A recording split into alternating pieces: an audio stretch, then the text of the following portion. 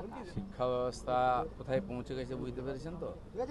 College ইউনিভার্সিটিগুলো resort তৈরি হয়ে গেছে, রেস্টুরেন্ট হয়ে গেছে, এটাই তো চলেছে। কোনো ইউনিয়ন নেই, কেউ যেতে পারবে না, ভর্তি হবে অনলাইনে করার ব্যবস্থার জন্য কত লড়াই করতে হয়েছে, তাও হয়নি। আর এই যে টাকা পাওয়া যাচ্ছে কেন, অনলাইনে যাতে না হয় টাকা নেওয়া যায়। এক একটা কোর্সে ভর্তি করেন 30, 40, 50,000, 60,000 টাকা নেওয়া হতো।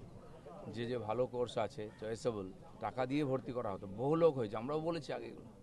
আর সেটা প্রমাণ হচ্ছে টাকাতে উই খেয়ে যাচ্ছে, এত টাকা রাখার জায়গা নেই।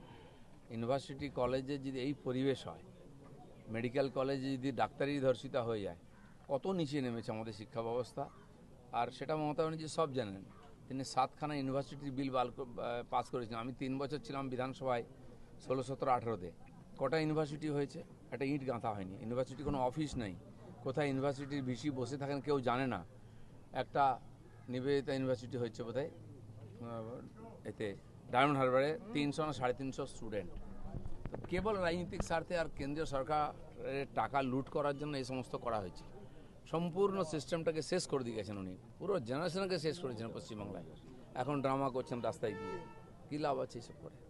আগ্নেয়াস্ত্র পাওয়া গেছে একটা কলেজের মধ্যে আগ্নেয়াস্ত্র পাওয়া যাচ্ছে, যেখানে হারমাদদের আড্ডা হবে, অ্যান্টি সোশ্যালদের আড্ডা হবে, সেখানে হাতিয়ার থাকবে, মদের বোতল থাকবে, বাকি সব কাজ। কসবা ল কলেজে কী হলো? ওদের পার্টিরই কর্মীকে নিজের পার্টির নেতাই ধর্ষণ করছে। এই তো কলেজগুলোর হাল।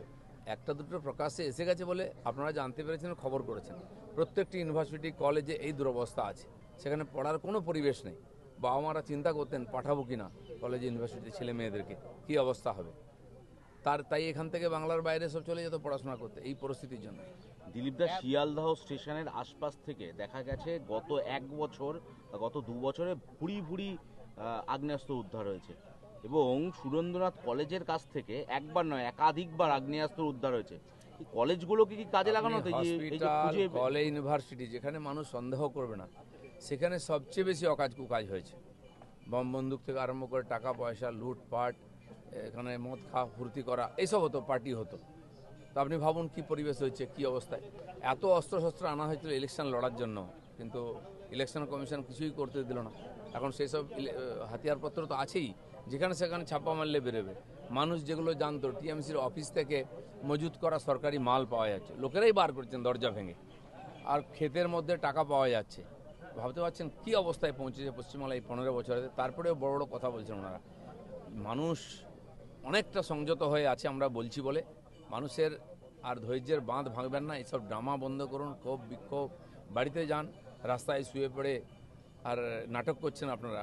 জীবনে তো রাস্তায় বেরোলেন না, খালি ড্রামা করলেন। 2 নম্বরই মাল, লোককে লুটপাট করে খেলেন, ফুর্তি করলেন ঠান্ডা করে। এখন এই বিক্ষোভ এসব ড্রামা কেন করছেন? আজকে অন্নপূর্ণা ভান্ডার যোজনার উদ্বোধন। আদৌ কি দলটা টিকবে বলে মনে হচ্ছে আপনার? এ তো আমাদের আগে থেকেই জানতাম। আমি বলেছিলাম ইলেকশনের পরে হারলের দলটা খুঁজে পাওয়া যাবে না, কেবল পিসি আর ভাইপো থাকবেন। আর এই কথাটা দেখে নিন, 1-2 মাসের পরে পিসি ভাইপো ছাড়া টিএমসি বলে কিছু থাকবে না। আসলে টিএমসি থাকবে নাকি শিবসেনার মতো আসল টিএমসির নকল টিএমসির ঝগড়া চলবে? সময় অপেক্ষা করছে, দেখা যাক। আজকে অন্নপূর্ণা ভান্ডার যোজনার উদ্বোধন হবে। ফ্রিতে বাস যাত্রা মহিলাদের আমরা করে দিচ্ছি, অন্নপূর্ণা ভান্ডার শুরু হয়ে যাবে কয়েকদিনের মধ্যে। জির 125 দিনের কাজও শুরু হয়ে যাবে। সব প্রসেসের মধ্যে আছে, ফান্ড এসে যাচ্ছে, কিছু ফর্মালিটিস ছিল সেগুলো পুরো হচ্ছে। এই মাসের মধ্যে ম্যাক্সিমাম প্রকল্প যেগুলো আমরা কথা দিচ্ছি জুন মাসে শুরু হয়ে যাবে। একদিকে যখন হকার উচ্ছেদ হচ্ছে, বিভিন্ন ফুটপাতের যারা উচ্ছেদগুলো করা হচ্ছে, ঠিক তখনই দেখা গেল যে কলেজ স্ট্রিটে একটি ভুয়ো খবর রটে গেছে যে দুপাশের যে বইয়ের দোকান সেগুলোও নাকি ভাঙা হবে। দেখুন, ভুয়ো খবর রটিয়ে মানুষকে খেপানো, ভয় দেখানোর চেষ্টা হবেই। কেউ ঘাড়বাবেন না, আর এই রটনাতে কান দেবেন না। সরকার একটা পলিসি ঠিক করেছে, ফুটপাত না থাকলে মানুষ যাবে কী করে। বৃষ্টির দিন আমি দেখেছি রাস্তায় জল জমে আছে, ফুটপাতে দোকান, মহিলারা পর্যন্ত বাধ্য হচ্ছেন কাপড় তুলে ওখান দিয়ে হাঁটতে। এটা কি কোনো সভ্য জগতে হয়? তার জন্য যদি ফুটপাত খালি করা হয় মানুষের হাঁটার জন্য, সেটাতে সমবেদনা বা কেউ চলে এসেছেন যারা টাকা নিয়ে বসিয়েছেন, তাদের কষ্ট হচ্ছে। ঠিক সেরকমভাবে রেলের প্ল্যাটফর্ম, সেটা ব্যবসা করার জায়গা নয়। আপনি সাউথ সেকশনে যান, নর্থ সেকশনে যান, কোনো প্ল্যাটফর্মে খালি জায়গা পাবেন না, দাঁড়াবার বসার জায়গা পাবেন না, আপনি নড়তে পারবেন না। আর ট্রেন এসে গেলে এত ভিড় হয়, সেখানে দাঁড়াবার জায়গা থাকে না, পড়ে যান লোকেরা। এগুলো যদি সরানো হয়, কেউ যদি বাধা দিতে আসে, তো তার উদ্দেশ্য নিয়ে আমাদের খুব সন্দেহ আছে। আর এগুলো নিজেরাই খালি করে দিন মানুষের স্বার্থে। বিনা প্রয়োজনে সরকার কাউকে কষ্ট দেবে না, কিন্তু মানুষের স্বার্থে মানুষের প্রয়োজনে জীবনযাত্রা নির্বাধ করতে কিছুর কড়া ডিসিশন আমাদের নিতে হবে, আর সেটা সবাইকে মানতে হবে। দেবাশিস এবং শুভাশিস বন্দ্যোপাধ্যায়ের কথা অভিষেক বন্দ্যোপাধ্যায় জানতেন না? কার কথা জানতেন না? সোনারপুরের একটা গাঁজাখোর মাতাল বদমাস লোক, তার বাড়ি উনি চলে গেলেন।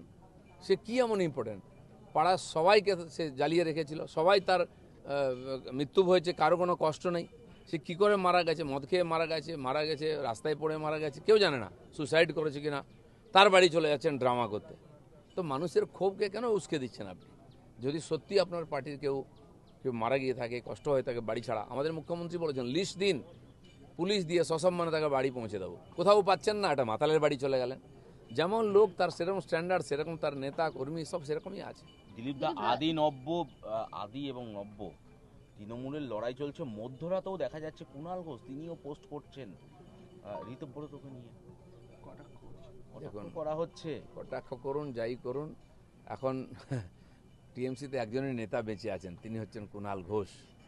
তিনি দেশের জন্য লড়াই করছেন, রাস্তায় শুয়ে পড়েছেন, দিদির হাওয়া এখনও খাচ্ছেন।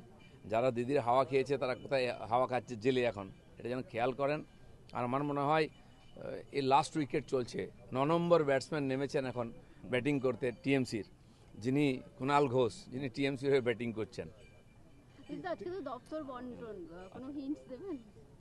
দপ্তর বন্টন যেমন হিন্টস পেয়েছিলেন আপনারা শপথ গ্রহণের দিন, সেরকমই হিন্টস পাচ্ছেন। তো দপ্তর কে কী হবে মুখ্যমন্ত্রীর হাতে, আর কয়েক ঘন্টার পরে জেনে যাবে, টেনশন নেবেন না।